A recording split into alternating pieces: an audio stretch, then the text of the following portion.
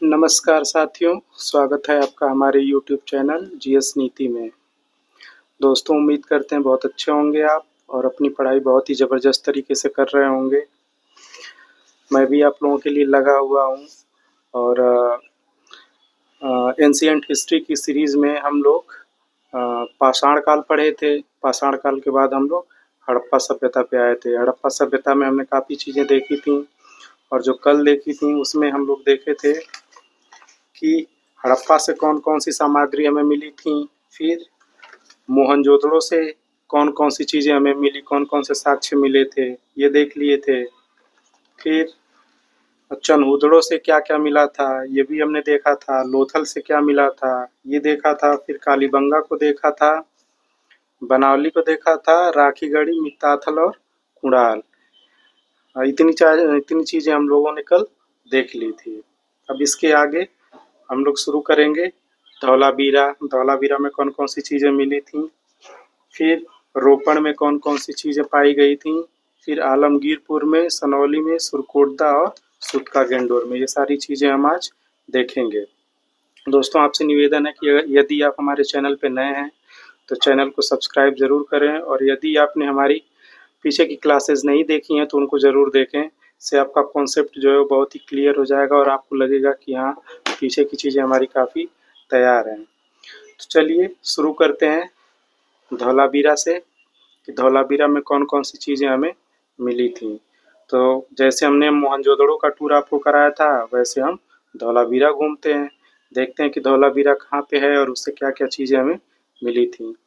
तो धौलावीरा का परिचय देख लेते हैं थोड़ा। यह गुजरात के कच्छ में भचाऊ तहसील में स्थित है और भचाऊ में मानसर और मानहर नदियों के बीच में स्थित है। मानसर एवं मानहर नदियों के बीच में स्थित है और ये जिस द्वीप पे स्थित है उसे खादिरा बेट द्वीप कहा जाता है। खादिरा, ये ख लिखा हुआ है दोस्तों, खादिरा बेट द्वीप कहा जाता है।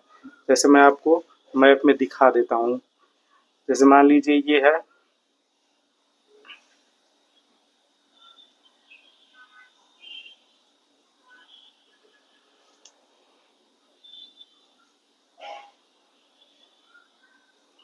ये गुजरात आप देख पा रहे होंगे, ये गुजरात। तो गुजरात में ये जो कच्छ वाला रीजन है, यहीं पे ये पाया जाता है खादिरा बेट द्वीप। खादिरा बेट द्वीप, ठीक। ये कच्छ वाला जो रीजन है, ये कच्छ है, गुजरात का कच्छ रीजन, ठीक। तो यहीं पे ये पाया जाता है खादिरा बेट द्वीप और इसी पे स्थित है हमारा धौलावीरा, जो कि क्या है, एक हड़प्पा सभ्यता का स्थल है और पूरे भारत में हड़प्पा सभ्यता का दूसरा सबसे बड़ा स्थल है। केवल भारत की बात हो रही, भारतीय उपमहाद्वीप की नहीं।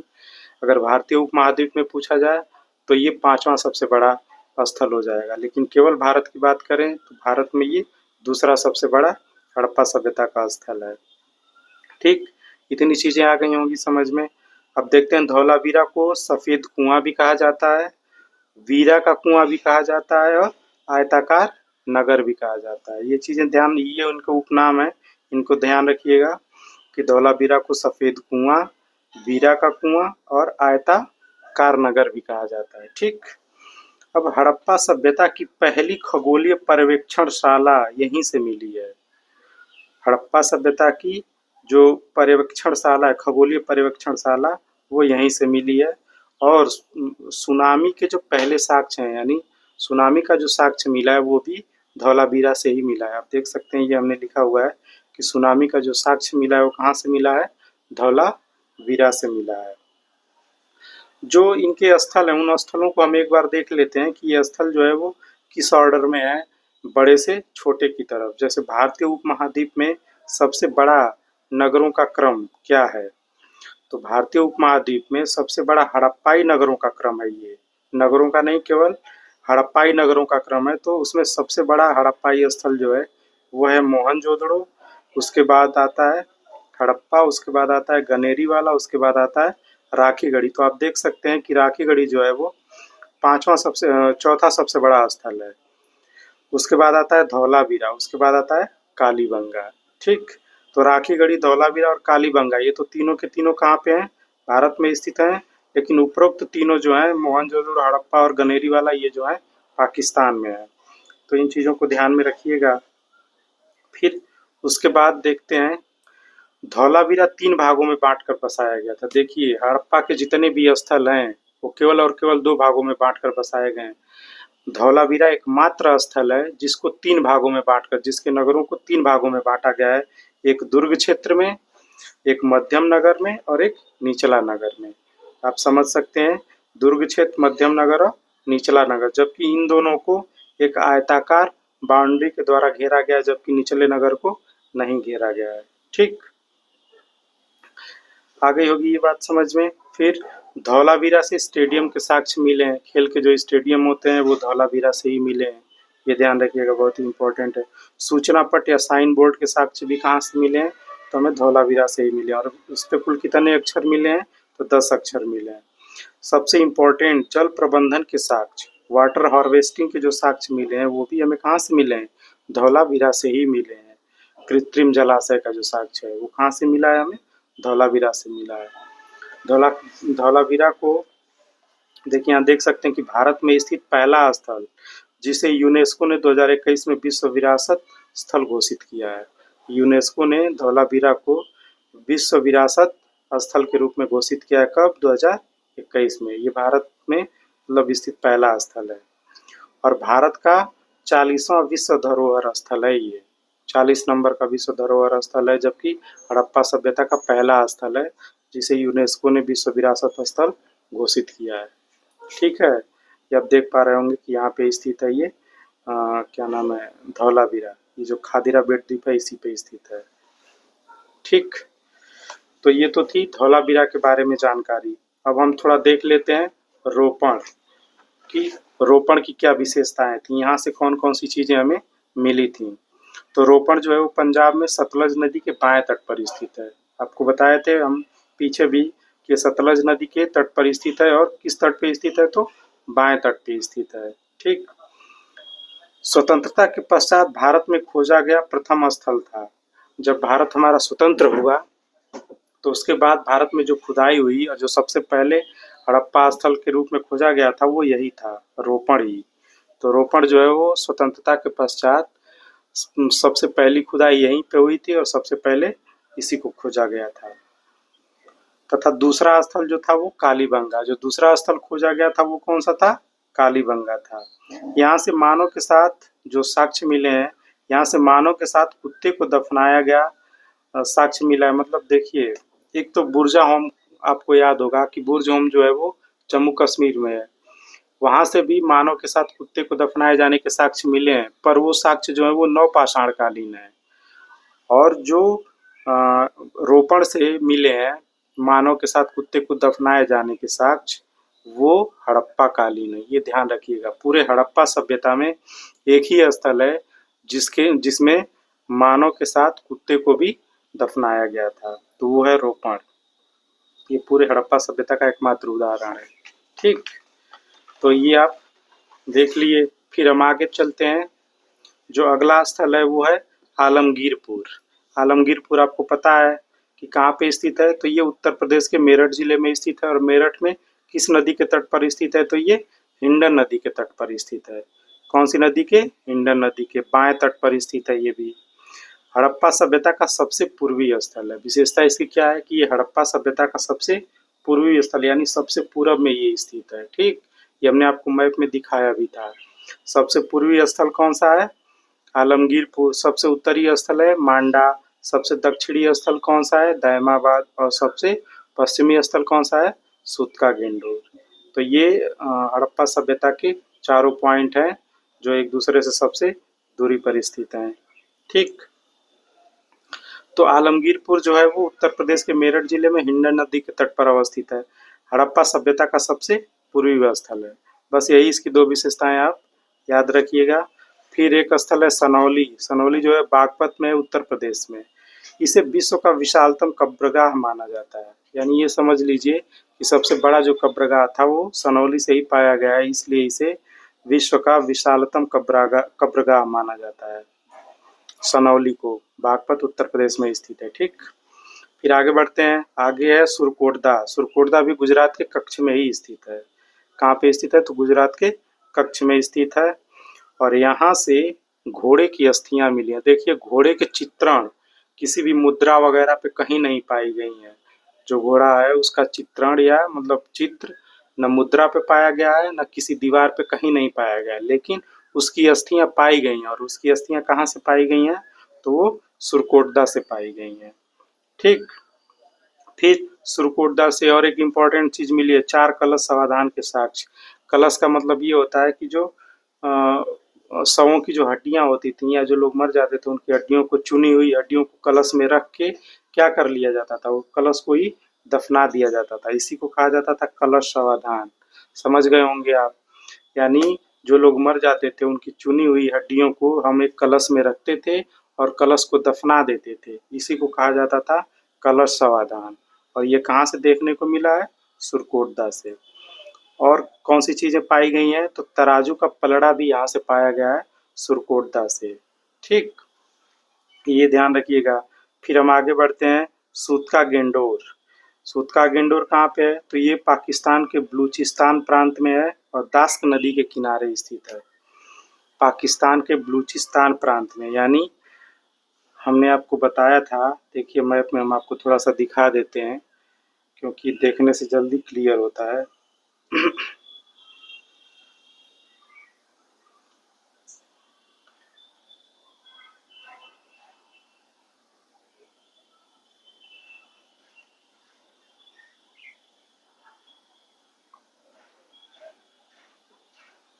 ये हमारा भारत है और ये है पाकिस्तान। ठीक, तो पाकिस्तान में ये वाला जो है स्थल, यही है आपका सूतका गेंडोर। क्या है? सूतका गेंडोर।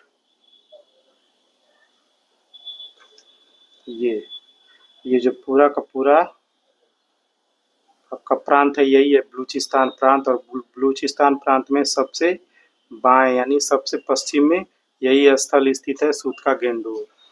तो यह सूतका गेंडोर जो है बलूचिस्तान प्रांत में दास्क नदी के किनारे अवस्थित है। ठीक, फिर एक होते हैं इतिहासकार डेल्स। डेल्स के अनुसार यह एक बंदरगाह था। मतलब जो सूतका गेंडोर है एक बंदरगाह था। फिर बाद में हुआ क्या कि समुद्र जो है वो उसका तल खिसक गया, समुद्र पीछे हट गया। तो पता चला कि ये पूरा शहर जो है वो एक प्राकृतिक चट्टान पर स्थित है। तो ये ध्यान रखिएगा, ये पूछा जाता है कि कौन सा हड़प्पाई स्थल है जो प्राकृतिक चट्टान पर स्थित है? तो वो यही है सूतका गेंडोर जो प्राकृतिक चट्टान पर स्थित है। ठीक, और तो और यहाँ से तांबे की कुल्हाड़ी भी मिली है। ठीक, ये भी ध्यान रखिएगा। उसके बाद क्या है? सूतका गेंडोर तथा सोतकाकोर दोनों बंदरगाह शहर हैं जो कृषि से नहीं अपितु व्यापार से नगर बने। देखिए, इनको थोड़ा सा ध्यान रखिएगा क्योंकि ये पूछा जा सकता है। सूतका गेंडोर और सोतकाकोर दोनों ऐसे स्थल हैं जिनके नगरों के विकास में कृषि का योगदान नहीं रहा है बल्कि व्यापार का योगदान रहा है। क्योंकि यहाँ कृषि के लिए अनुकूल न जलवायु थी न ही मिट्टी थी। तो इसलिए यहाँ कृषि में उतना उत्पादन था नहीं, विशेष उत्पादन हो नहीं रहा था। इसलिए ये बंदरगाह शहर होने के कारण अपने आप को नगरों के रूप में विकसित किए हैं। तो अगर पूछा जाए कि हड़प्पा सभ्यता के ऐसे कौन से स्थल हैं जिनके विकास में कृषि का योगदान न होकर व्यापार का रहा है, तो वो यही है सूतका गेंडोर और सोतका कोर। और ये दोनों के दोनों क्या है? बंदरगाह शहर हैं। ये ध्यान रखिएगा, ये बहुत ही इंपॉर्टेंट पॉइंट है। ठीक, तो उम्मीद करते हैं अब इतना आपको समझ में आ गया होगा। अब यहाँ से जितने भी उसके स्थल थे हड़प्पा सभ्यता के, सारे हमने आपको बता दिए कि कौन से स्थल से क्या मिले हैं। ये सारी चीज़ें हमने बता दी और नोट्स के रूप में आपको बहुत ही बेहतरीन ढंग से हमने लिखा है। अगर आप इसको पढ़ेंगे तो बहुत ही अच्छे से समझ में आएगा और एकदम आसान भाषा में लिखा हुआ है। एक बार पढ़ेंगे तो आपको ये कायदे से तैयार हो जाएगा। फिर इसके बाद भी कुछ विदेशों से भी हड़प्पा सभ्यता के साक्ष्य मिले हैं, विदेशी स्थलों से। तो देख लेते हैं कि विदेशी स्थलों में वो कौन से स्थल हैं जहाँ से हड़प्पा सभ्यता के साक्ष्य मिले हैं। चलिए देख लेते हैं। तो हमारा हेडिंग है कि विदेशी स्थलों में पाए गए सिंधु सभ्यता के साक्ष्य। तो उसमें पहला स्थल क्या है? पहला स्थल जो है वो है फैलका द्वीप। देखिए ये फैलका द्वीप। तो फैलका द्वीप से क्या मिला है हमें? हड़प्पाई गोलाकार मुहरें जिस पर सैंधव लिपि है। अब देखिए हड़प्पा की जो मुहरें थी वो हमने आपको कल ही बताया था कि उनका जो आकार है वो वर्गाकार है, लेकिन हड़प्पा की ये मुहर जो है जो फैलका द्वीप से मिली है इसका आकार जो है वो गोलाकार है। ये ध्यान रखिएगा, इसका आकार कैसा है? गोलाकार है। और ये कहाँ से मिली है? फैलका द्वीप। तो अब सवाल ये आता है कि फैलका द्वीप कहाँ स्थित है? तो हम आपको दिखाते हैं कि फैलका द्वीप कहाँ स्थित है। देखिए ये हमारा भारत है, ये पाकिस्तान है, और ये पाकिस्तान से लगा हुआ इधर ईरान है, और फिर ईरान के उत्तर में आएंगे इधर इराक है, और बीच में ये क्या है? ये फारस की खाड़ी है। ये आप देख रहे हैं फारस की खाड़ी, और नीचे आ जाएंगे तो अरब सागर है। फिर इधर आ जाएंगे तो ओमान है, ये यमन है, ये पूरा सऊदी अरब है। ठीक, और ये इराक है। तो फारस की खाड़ी के तट पर ही अवस्थित है कुवैत, और कुवैत में ही स्थित है फैलका द्वीप। आप देख पा रहे होंगे यहाँ पे, यही है फैलका द्वीप जो कि कुवैत में स्थित है। तो फैलका द्वीप से हमें क्या मिला है? हड़प्पाई गोलाकार मुहरें, हड़प्पाई तथा गोलाकार मुहरें मिली हैं हमें फैलका द्वीप से। ठीक, इसके बाद जो दूसरा स्थल है वो है उर में शाही कब्रिस्तान। उर, अब यहाँ से मिला क्या है? शाही कब्र से कार्नेलियन के मनके और सैंधव मूल का तांबे का श्रृंगारदान मिला है। यानी उर, उर जो है वो इराक का एक शहर है। जो इराक है, इराक का एक शहर है उर। तो उसके कब्रिस्तान से क्या मिले? कार्नेलियन के मनके जो हड़प्पा सभ्यता में बनते थे उसके मनके मिले हैं, और सैंधव सभ्यता में या हड़प्पा सभ्यता में जो श्रृंगारदान बनता था उसके साक्ष्य इस कब्र से पाए गए हैं। तो ये ध्यान रखिएगा, उर में शाही कब्रिस्तान से क्या मिला है हमें? कार्नेलियन के मनके और श्रृंगारदान का साक्ष्य मिला है। तो अब ये है कहाँ पे? तो हम आपको दिखा देते हैं। उर में शाही, उर जो है ये है, देखिए ये इराक है पूरा, यहाँ से यहाँ तक, और ये स्थित है इसका शहर उर। ठीक, तो ये हो जाएगा आपका उर। ये तो यहीं पे शाही कब्रिस्तान पाया गया है। ठीक है, इसके बाद हम आगे देखते हैं। जो अगला स्थल है वो क्या है? रस अल खैमा। अगले स्थल का नाम क्या है? रस अल खैमा। और ये कहाँ पे स्थित है? तो ये लिखा तो बहरीन है, पर बहरीन है नहीं, ये है यूएई में, मतलब संयुक्त अरब अमीरात में स्थित है। इसको यूएई बना लीजिएगा, इसको काट के यूएई।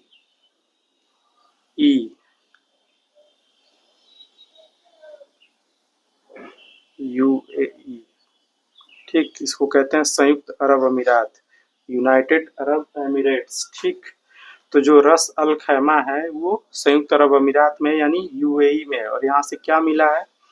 तो यहाँ से मिला है हाथी दांत और गोलाकार दर्पण। एक तो हाथी दांत मिला है और गोलाकार दर्पण यानी गोलाकार शीशा मिला है। अब देख लेते हैं कि रस अल खैमा है कहाँ पे मैप में। तो आप देख सकते हैं यहाँ पे ये जो पूरा पोर्शन है ये फारस की खाड़ी पे ही ये है यूएई का। और यूएई में जो ये उत्तर में स्थित है यहाँ पे कोने पे यही क्या है? रस अल खैमा, जो कि यूएई में स्थित है, रस अल खैमा। तो ये आप ध्यान रख सकते हैं। फिर उसके बाद हम आ जाएंगे, अगला जो स्थल है वो है अल नर। अल नर, जहाँ से सेल खड़ी की वर्गाकार मुहर मिली है। सेल खड़ी की वर्गाकार मुहर मिली है। देखिए वर्गाकार मुहर जो है वो हड़प्पा सभ्यता की मुहरें हैं, इनकी पहचान है हड़प्पा सभ्यता की। ठीक, और मनके और घनाकार बाट मिले हैं। तो ये चीजें यहाँ से मिली हैं अल नर से। अब देख लेते हैं अल नर स्थित कहाँ पे है। तो अल नर जो है वो भी यूएई में ही स्थित है। ये पूरा देख पा रहे हैं यूएई है, फारस की खाड़ी के तट पे। और यहाँ पे रस अल खैमा के दक्षिण में स्थित है ये है अल नर, यूएई में ये भी स्थित है। तो ये दोनों के दोनों स्थल कहाँ पे स्थित हैं? यूएई में स्थित हैं। ठीक, आप देख पा रहे होंगे ये नीचे अरब सागर है, बाकी ये सऊदी अरब है, ये ओमान है, ये यमन है, ये पाकिस्तान है। ठीक है, तो ये जो थे वो विदेशी स्थल थे जहाँ से हड़प्पा सभ्यता से संबंधित कुछ न कुछ चीजें मिली हैं। ठीक, ये अल्तीन द्वीप है, यहाँ से हड़प्पाई लिपि वाले मुहर मिले हैं। अल्तीन द्वीप से हड़प्पाई लिपि वाले मुहर मिले हैं। तो ये स्थल जो है इनको ध्यान रखिएगा, इनसे क्वेश्चन जरूर पूछा जा सकता है, क्योंकि ये जो है वो हर जगह मिलेगा नहीं आपको पढ़ने के लिए। तो ये हमने बड़ा मेहनत से ढूंढा है, तो इसको आप लोग देख के याद कर लीजिएगा। ठीक, इसका स्क्रीनशॉट भी ले सकते हैं आप। तो ये तो थे स्थल जिनसे हड़प्पा सभ्यता के कुछ न कुछ साक्ष्य मिले हैं। ये चीजें हमने आपको बता दी। अब हम चलेंगे हड़प्पा सभ्यता से संबंधित आर्थिक जीवन, कि उनका जो आर्थिक जीवन था वो कैसे चल रहा था। क्या कृषि से चल रहा था, या पशुपालन से चल रहा था, या उद्योग से, व्यापार से, या सारी चीजें हो रही थी। ये सब चीजें हम देखेंगे। यानी जो अर्थव्यवस्था के जितने भी पहलू हैं सबको हम देखेंगे। ठीक, उसके बाद हम आ जाएंगे उसके सामाजिक जीवन पे, कि सामाजिक जीवन उसका कैसा था। तो चलिए देखते हैं पहले हम हड़प्पा काल का आर्थिक जीवन। ठीक, अभी हम देखेंगे हड़प्पा काल का आर्थिक जीवन। तो आर्थिक जीवन में सबसे पहले देखिए हम देखेंगे कृषि को, एग्रीकल्चर को, कृषि। और कृषि में हम 3 भाग करेंगे। पहला कृषि उपकरण, कि कौन कौन से उस समय उपकरण यूज किए जाते रहे होंगे, फिर कौन कौन सी फसलें उगाई जाती थीं, और सिंचाई के साधन क्या थे। ये सारी चीजें हम देखेंगे किसमें, कृषि में। तो पहले देख लेते हैं कृषि उपकरण। कृषि उपकरण जो थे वो पत्थर के भी बनाए जाते थे, तांबे के भी बनाए जाते थे, और लकड़ी के भी बनाए जाते थे। जो हंसिया वगैरह थी जिससे फसलें काटी जाती थी वो पत्थर की बनी होती थी। वहीं तांबे तथा लकड़ी के तांबे की कुदाल, कुदाल आप जानते हैं कि खोदने का काम करती है। तो उसके साक्ष्य हड़प्पा से मिले हैं, जो तांबे की बनी थी कुदाल। तो तांबे की कुदाल कहाँ से मिली है, हड़प्पा से। तो कृषि उपकरण जो है वो तांबे के भी बने पाए गए। फिर लकड़ी का हल, जो कालीबंगा से जुते हुए खेत का साक्ष्य मिला है, वो हल से ही जोता गया था। लेकिन वो किसी धातु का हल नहीं बना था, बल्कि किसका बना हुआ था, लकड़ी का बना हुआ था। तो इसलिए लकड़ी का जो हल है वो कहाँ से मिला है, कालीबंगा से मिला है। ठीक है, तो ये कृषि उपकरण जो है पत्थर, तांबे और लकड़ी तीनों के बने पाए गए थे, ये ध्यान रखिएगा। अब देखते हैं फसलों में, कि फसलों में ये कौन कौन सी फसल उगाते थे। तो हड़प्पा सभ्यता के लोग जो है वो फसलों में कुल 9 प्रकार की फसलें उगाते थे। कुल कितनी प्रकार की, 9 प्रकार की फसलें। आप देख पा रहे होंगे, गेहूं, जौ, चावल, बाजरा, मटर, सरसों, राई, तिल और ब्रैसिका जुन्सी। ये भी एक तिलहन फसल है, ब्रैसिका जुन्सी। ठीक, तो ये कुल 9 फसलें ये उगाते थे। उसमें से चावल के जो साक्ष्य हैं वो बहुत कम मिले हैं, लेकिन मिले हैं। चावल के साक्ष्य कहाँ से मिले हैं, लोथल से मिले। ये सारी चीज़ें हम आपको बता चुके हैं। अब हम केवल बस इनकी विशेषताएं देखते चले जाएंगे, कि फसलों में कौन कौन सी चीज़ें हमें देखने को मिलती हैं। उस समय हड़प्पा काल में गेहूं की 3 प्रजातियां प्रचलित थीं। यानी हड़प्पा काल के लोग गेहूं के 3 किस्मों का उत्पादन करते थे। कौन कौन सी, तो आप देख लेते हैं इधर। ट्रिटिकम स्फेरोकोकम, जो पहली प्रजाति है इसको कहते हैं ट्रिटिकम स्फेरोकोकम। इसे बौनी प्रजाति कहा जाता था, मतलब इसकी जो फसल होती थी काफी छोटी छोटी होती थी इस गेहूं की। तो ये लोग भी उगाते थे। फिर दूसरा है ट्रिटिकम वोल्गारे। ये ब्रेड गेहूं कहा जाता है, मतलब जिससे हम रोटी वगैरह पकाते थे, वो वाला गेहूं था ये ट्रिटिकम वोल्गारे। और एक था ट्रिटिकम कॉम्पैक्टम, इसे क्लब गेहूं कहा जाता था। तो ये 3 गेहूं की प्रजातियां थीं जिनको ये लोग क्या करते थे, उगाते थे हड़प्पा सभ्यता के लोग। ठीक, बात अगर नकदी फसलों की करें तो नकदी फसलों में सबसे महत्वपूर्ण फसल जो थी वो थी कपास। कपास पैदा करने का श्रेय आपको पता है कि सिंधवासियों को ही दिया जाता है। सिंधवासी थे पूरे विश्व में जो सबसे पहले कपास की क्या किए, खेती किए और कपास को उगाए। यूनान के लोग कपास को सिंडोन कहते थे। यूनान के लोग क्या कहते थे, कपास को सिंडोन कहते थे। तथा मिस्र के लोग, इजिप्ट के लोग इसको क्या कहते थे, कपास को सिंधु कहते थे। इसीलिए मिस्र के लोगों ने ही इसका नाम दिया था सिंधु। ठीक, तो मिस्र के लोग इसे सिंधु कहते थे। ये हो गया। अब इसके बाद हम देख लेते हैं सिंचाई। ये हड़प्पा काल में सिंचाई कैसे होती थी। तो वर्षा के द्वारा होती थी, नदियों के द्वारा होती थी, कुएं तालाब के द्वारा ये सिंचाई होती थी। लेकिन नहरों से जो सिंचाई के साक्ष्य मिले हैं वो केवल केवल बलूचिस्तान में गौरबंद से तथा अफगानिस्तान में सोरतगुई से। यानी भारत में किसी भी हड़प्पाकालीन स्थल में नहरों से सिंचाई के साक्ष्य नहीं मिलते। मिलते कहाँ से हैं? बलूचिस्तान के गौरबंद से और अफगानिस्तान के सोरतगुई से नहरों से सिंचाई के साक्ष्य मिलते हैं। ठीक, तो इनको याद रखिएगा। बाकी वर्षा, नदियाँ, तालाब और कुओं से सिंचाई होती थी हड़प्पा काल में। तो ये तो थी उनकी कृषि, कि वो कृषि में क्या क्या करते थे, कौन सी फसलें उगाते थे, सिंचाई कैसे करते थे, कौन सी फसल ज़्यादा महत्वपूर्ण थी। अब उसके बाद हम देख लेते हैं पशुपालन। पशुपालन में क्या करते थे ये, तो पशुओं को पालते क्यों थे, उसका उद्देश्य क्या था? तो दूध प्राप्त करना, मांस प्राप्त करना, ऊन प्राप्त करना, ये क्या था? पशुपालन का उद्देश्य था। साथ ही कृषि में उनकी उपयोगिता बहुत ज़्यादा थी। ये एक दूसरे के पूरक हुआ करते थे, कृषि और पशुपालन। पशुओं का पशुओं का यूज हम कृषि में करते थे और कृषि के अवशेष को हम क्या करते थे? पशुओं के चारे के रूप में उपयोग करते थे। तो इस तरह से एक दूसरे के पूरक थे कृषि और पशुपालन। ठीक, अब मुहरों पर देखिए पशुओं के कौन कौन से, मतलब किन किन पशुओं की जानकारी हमें मिलती है हड़प्पा सभ्यता में। लगभग सभी पशुओं की जानकारी मिलती है हड़प्पा सभ्यता में। लेकिन कुछ पशु ऐसे हैं जिनकी जानकारी में हमें संदेह है। जैसे मुहरों पर ऊंट, सिंह, घोड़ा तथा गाय का चित्रण नहीं मिलता।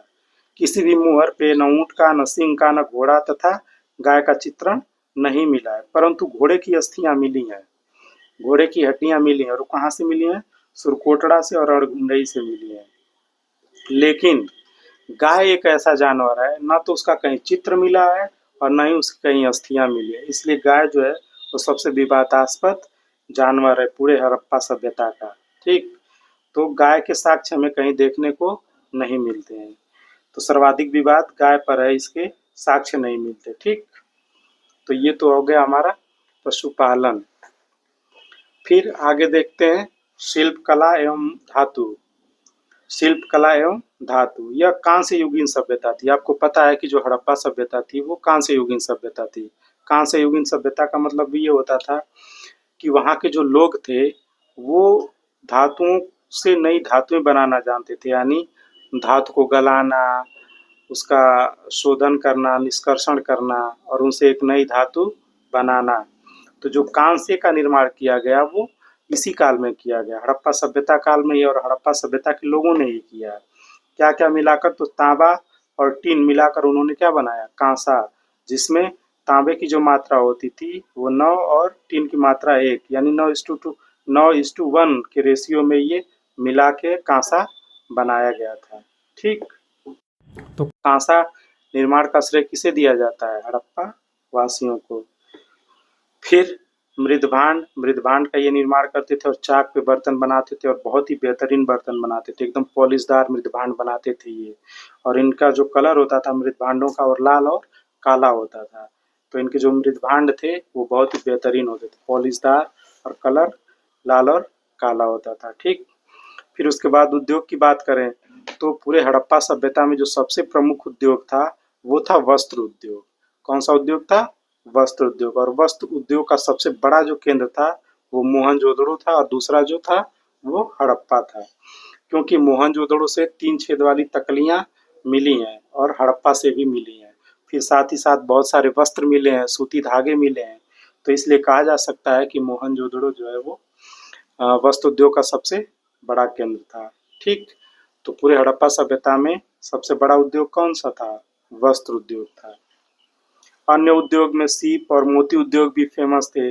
जो कहाँ से, मतलब सीप और मोती उद्योग कहाँ पे थे स्थित? तो लोथल और बालाकोट में। लोथल और बालाकोट में सीप उद्योग और मोती उद्योग काफी प्रचलित था। फिर कार्नेलियन मनका का उद्योग कहाँ पे स्थित था? तो चनहुदड़ो में स्थित था। कार्नेलियन मनका का उद्योग चनहुदड़ो में।